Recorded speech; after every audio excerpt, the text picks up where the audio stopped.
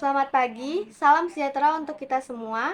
Perkenalkan, nama saya Baby Amanda Divani dari kelas R2G, ingin mempresentasikan materi tentang perubahan bunyi akibat dari perkembangan sejarah.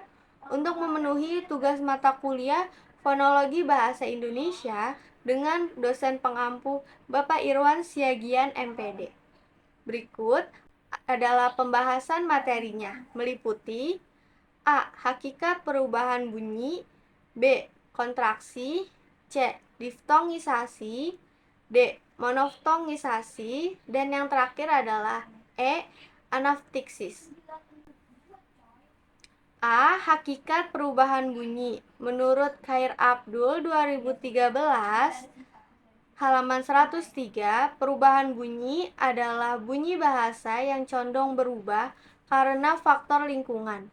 Perubahan bunyi dapat melibatkan penggantian satu bunyi atau ujaran atau lebih umum.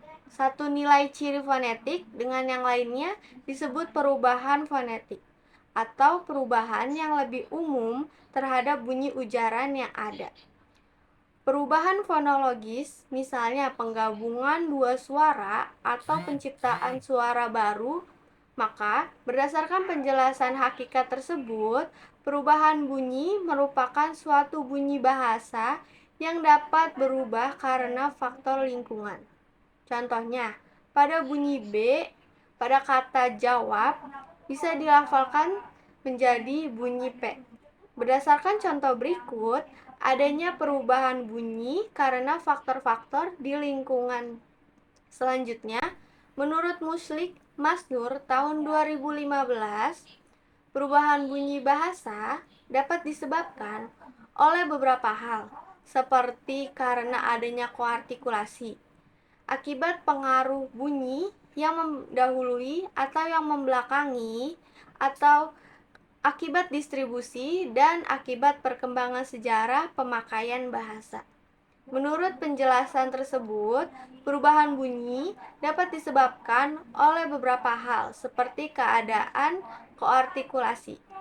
Contohnya, bunyi U yang merupakan vokal bundar, maka bunyi T disertai dengan proses pembulatan bibir sehingga bunyi T terdengar seperti bunyi tu. Jadi, kata tujuan dilafalkan menjadi tujuan. Berdasarkan contoh berikut, hasil dari adanya koartikulasi dan hasil tersebut merupakan labialisasi. Dan yang terakhir, menurut Hifsiyah tahun 2019, perubahan bunyi berdampak pada dua kemungkinan, yaitu apabila perubahan bunyi tidak menyebabkan makna dan makna bunyi tersebut merupakan alofon dan bunyi dari fonem yang sama. Berdasarkan penjelasan tersebut, perubahan bunyi berdampak pada dua kemungkinan, yaitu apabila bunyi tidak menyebabkan perbedaan makna, maka bunyi tersebut merupakan alofon dan variasi bunyi dari fonem yang sama. Contohnya, nenek pergi pada sore hari. Berdasarkan contoh tersebut, pada kata sore terdapat bunyi E dan E merupakan dua alofon dari fonem E. Pelafalan E kita temukan pada bentuk bersuku kata terbuka yang tidak mengandung alofon E. Berikut terdapat sintesis dari pendapat tiga tokoh tersebut. Perubahan bunyi adalah bunyi bahasa yang condong berubah karena faktor lingkungan. Dapat berupa penyingkatan, perubahan urutan bunyi fonemis, proses penambahan bunyi vokal di antara dua konsonan dalam sebuah kata, proses perubahan vokal tunggal menjadi vokal rangkap secara berurutan, proses perubahan dua buah vokal atau gugus vokal menjadi sebuah vokal. Selanjutnya, terdapat B. Kontraksi atau penyingkatan yang berisi 1. Hakikat kontraksi. 2. Jenis-jenis kontraksi yang terbagi menjadi 3, yaitu A. Aferesis, B. Apokop, C. Sinkop. 1. Hakikat kontraksi.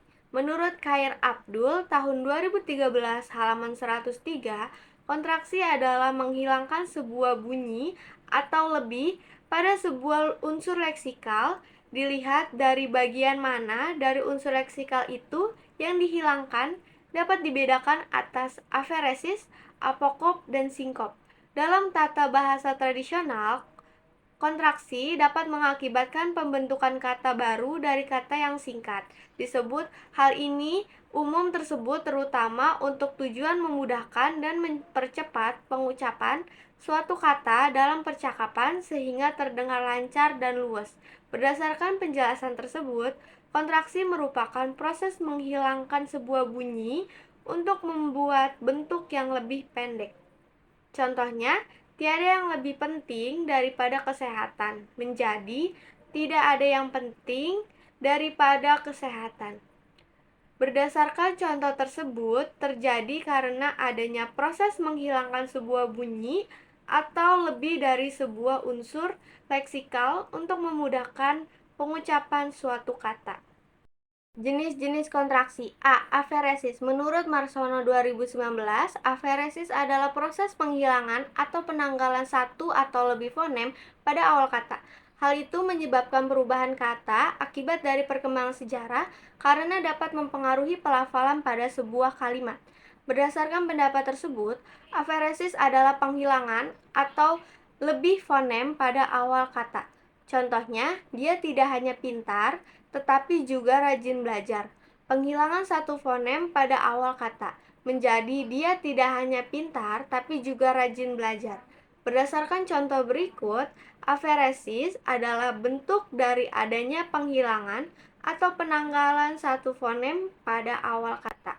Selanjutnya, B. Apokop. Menurut Muslik Masnur, tahun 2015 halaman 124, apokop adalah penghilangan atau penanggalan satu atau lebih fonem pada akhir kata. Dengan menghilangkan bunyi di akhir kata, apokop dapat mengubah ritme dan struktur silabel dalam kata. Ini bisa membuat pengucapan lebih cepat atau lebih mudah. Hal itu menyebabkan perubahan bunyi akibat dari perkembangan sejarah karena adanya perbedaan ucapan pada suatu kalimat. Berdasarkan pendapat tersebut, apokop adalah penghilangan satu atau lebih fonem pada akhir kata.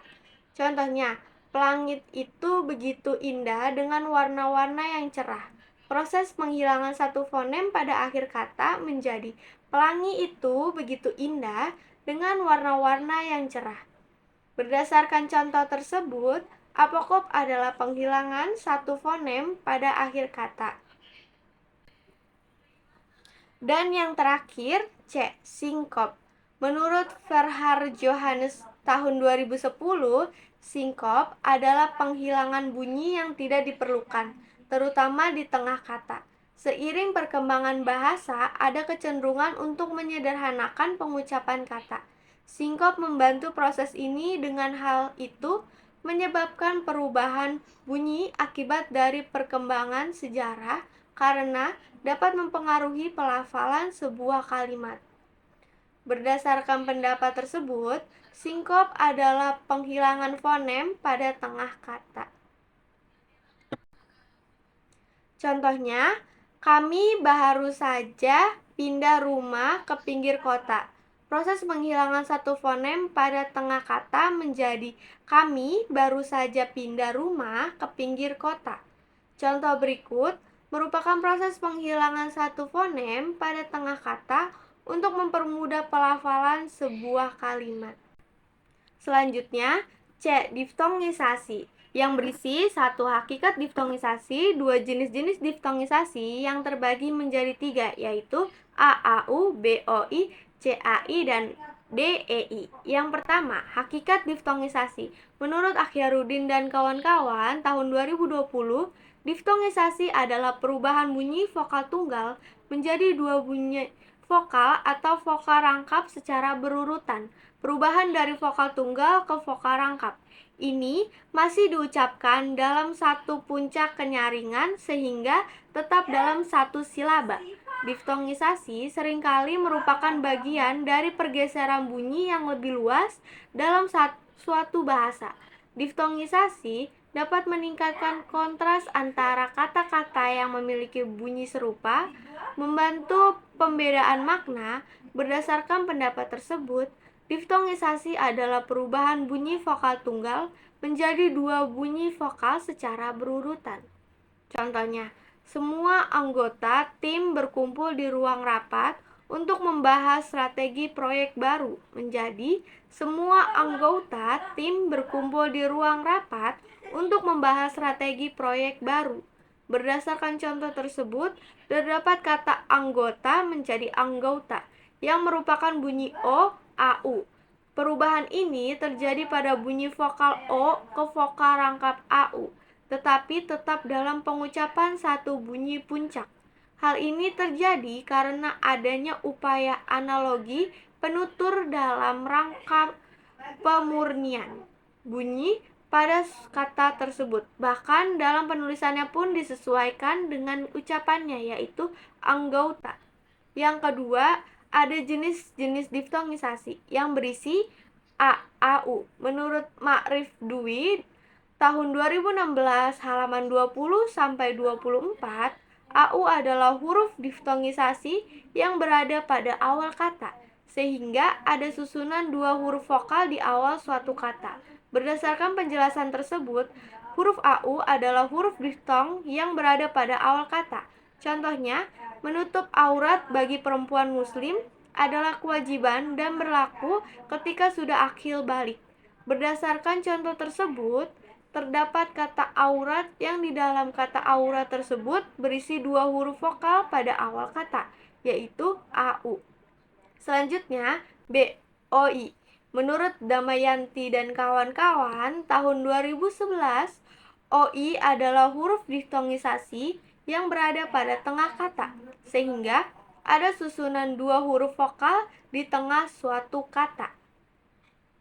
Contoh, banyak perusahaan menjadi target boikot karena diduga mendukung aksi genosida terhadap suatu etnis. Berdasarkan contoh tersebut, terdapat kata boikot yang di dalam kata boikot tersebut berisi dua vokal pada tengah kata, yaitu OI. Kemudian ada CAI. Menurut Marsono tahun 2019, AI adalah huruf diftongisasi yang berada pada akhir kata, sehingga ada susunan dua huruf vokal di akhir suatu kata. Berdasarkan penjelasan tersebut, huruf AI adalah huruf diftong yang berada pada akhir kata. Contohnya, Bayu dikenal pandai sejak masih duduk di sekolah dasar. Berdasarkan contoh tersebut, terdapat kata pandai yang di dalam kata pandai tersebut berisi dua huruf vokal pada akhir kata, yaitu AI. Dan yang terakhir D, yaitu EI. Menurut Surono tahun 2015, EI adalah salah satu huruf diftongisasi yang juga berada pada akhir kata, sehingga ada susunan dua huruf vokal di akhir suatu kata. Berdasarkan penjelasan tersebut, huruf EI adalah huruf diftong yang berada pada akhir kata. Contoh, sebelum menyusun data penelitian, mayoritas peneliti melakukan survei ke subjek penelitian. Berdasarkan contoh tersebut, terdapat kata survei yang di dalam kata survei tersebut berisi dua huruf vokal pada akhir kata, yaitu EI. Selanjutnya ada D, monoftongisasi. Menurut Supriyadi, tahun 2014, monoftongisasi adalah perubahan dua bunyi vokal atau vokal rangkap menjadi vokal tunggal. Peristiwa penunggalan vokal ini banyak terjadi dalam bahasa Indonesia sebagai sikap kemudahan pengucapan terhadap bunyi-bunyi diftong. Monoftongisasi dapat menyederhanakan sistem vokal suatu bahasa dengan mengurangi jumlah diftong. Ini membuat pengucapan lebih mudah dan konsisten. Berdasarkan penjelasan tersebut, monoftongisasi adalah perubahan dua bunyi atau vokal rangkap menjadi vokal tunggal. Contohnya, pasar tradisional itu selalu ramai setiap pagi dengan pembeli yang mencari bahan makanan segar. Menjadi, pasar tradisional itu selalu ramai setiap pagi dengan pembeli yang mencari bahan makanan segar. Berdasarkan contoh tersebut, terdapat kata rame dan ramai. Perubahan ini terjadi pada bunyi vokal rangkap AI ke vokal tunggal E. Penulisannya pun disesuaikan menjadi rame dan ramai. Selanjutnya ada E, anafteksis, yang berisi satu hakikat anafteksis, kedua jenis-jenis anafteksis yang berisi A, protesis, B, epentesis, C, paragon.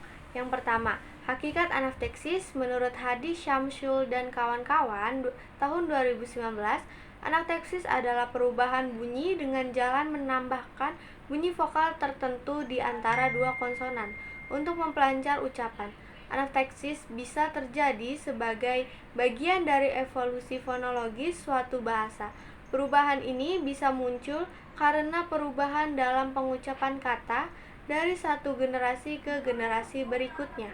Bunyi yang bisa ditambahkan adalah bunyi vokal lemah. Dalam bahasa Indonesia, penambahan bunyi vokal lemah ini biasa terdapat dalam klaster. Kita mengenal adanya 3 macam anafteksis, yaitu protesis, epithesis, dan paragok. Berdasarkan pendapat tersebut, anafteksis adalah perubahan bunyi dengan menambahkan bunyi vokal tertentu di antara dua konsonan untuk memperlancar ucapan.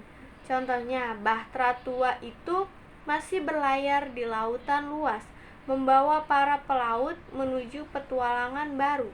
Diucapkan menjadi bahtera tua itu masih berlayar di lautan luas, membawa para pelaut menuju petualangan baru. Berdasarkan contoh tersebut, terdapat kata bahtera menjadi bahtera. Penambahan e tersebut berdampak pada penambahan jumlah silaba.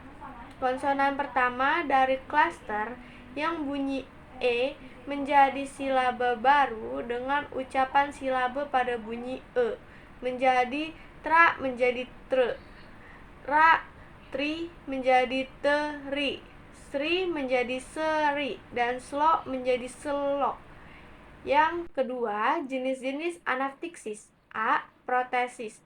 Menurut Ramlan tahun 2012, protesis adalah proses penambahan bunyi pada awal kata.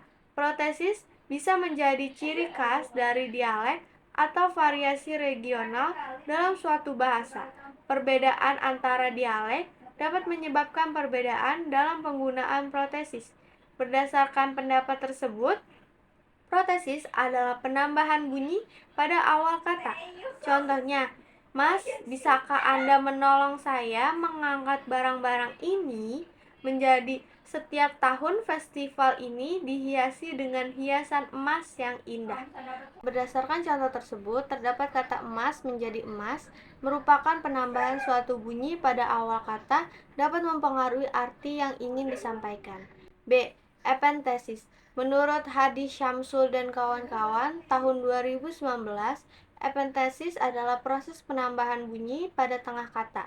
Epenthesis kadang-kadang terjadi sebagai bagian dari upaya untuk menyederhanakan pengucapan kata atau untuk melengkapi pola fonologis yang ada. Berdasarkan pendapat tersebut, epenthesis adalah proses penambahan bunyi pada tengah kata. Contohnya, ayah membawa kapak ke hutan untuk menebang pohon-pohon yang sudah mati. Menjadi tukang tani menggunakan kampak untuk membersihkan semak-semak di sekitar ladang. Berdasarkan contoh tersebut, terdapat kata kapak menjadi kampak merupakan hasil dari penambahan bunyi pada tengah kata yang dapat mempengaruhi arti yang ingin ditafsirkan. Yang terakhir, C. Paragok. Menurut Surono tahun 2015, paragok adalah proses penambahan bunyi pada posisi akhir kata. Paragok terkadang dapat mempengaruhi makna kata.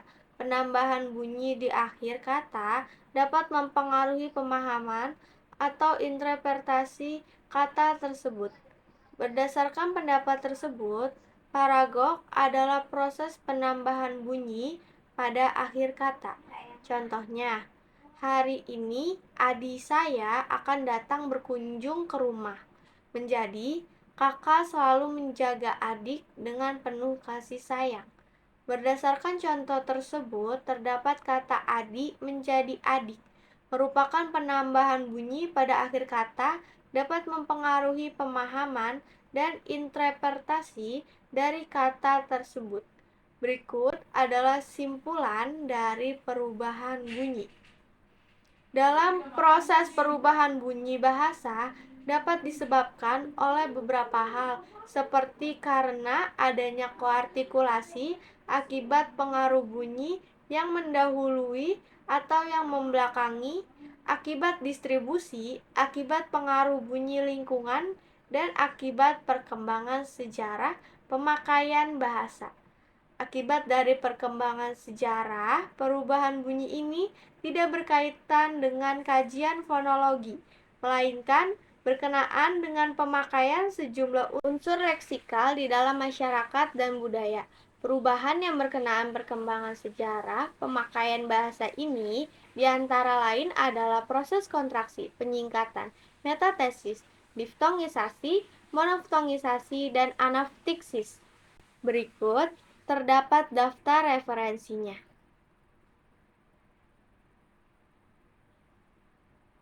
Sekian penjelasan mengenai perubahan bunyi akibat dari perkembangan sejarah dari saya. Kurang lebihnya mohon maaf. Sekian, terima kasih.